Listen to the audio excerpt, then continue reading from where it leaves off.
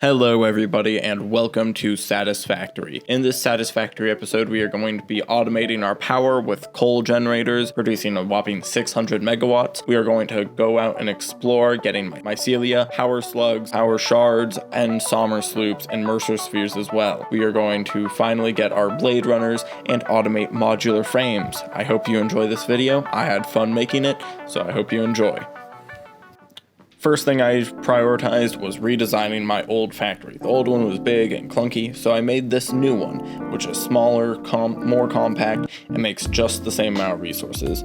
Now, I previously already made a tiny little coal plant to keep my power stable for now, so we have the opportunity to do a resource gathering montage. By the way, I found literally nothing. There's nothing in the desert.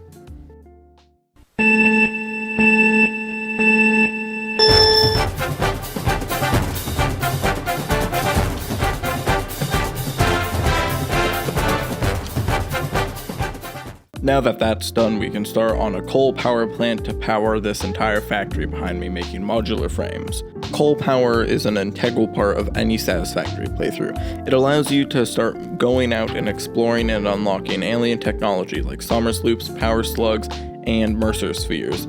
This is extremely important to any playthrough, so I'm glad that I finally automated coal power. This factory should allow me to begin producing modular frames, as well as giving me enough room to expand my factory and build other factories such as my deuterium factory, as well as expanding my current iron factory, and ultimately making way for steel, which I did not get to in this video. This B-roll is of my modular frame factory, which is actually performing really well and is one of my best and most compact modular frame factories I've ever built. It uses an alternative recipe that uses a significantly more amount of screws. I believe it is the bolted frame alternative recipe. I got it in my marathon part of this video, and I used it to make large amounts of modular frames really quickly, producing 10 per minute. And lastly, the last thing about this video is I hate fluid dynamics.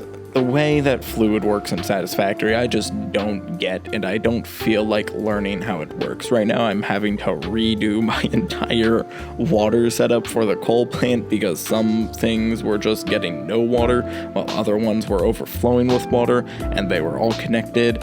I just don't understand it. Everything had head lift, but it just didn't work.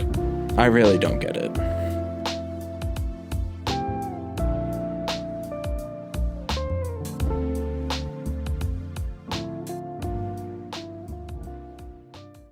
Anyways, that's not gonna be all from me. This is a fake outro. I actually have a second part of this video that I recorded today while editing, so I hope you enjoy. It is steel time. I decided to choose this spot of land to make steel. It has 2 pure coal nodes, as well as a pure iron node. This spot is great because it will allow for future expansion and upgrading of this steel factory, but for now I'm only making about 160 steel per minute. This is turning into about 30 steel beams per minute and about 20 or 26 or so steel pipes per minute. It's making 26 pipes because it's a slightly off ratio with how much coal to steel there is, but I'm still utilizing it. Now this factory is an interesting design. I decided to make this little bridge with a truck going back and forth because I felt like running just a simple conveyor belt over that gap would be far too boring, so I made a little truck pathway for one truck to go back and forth on.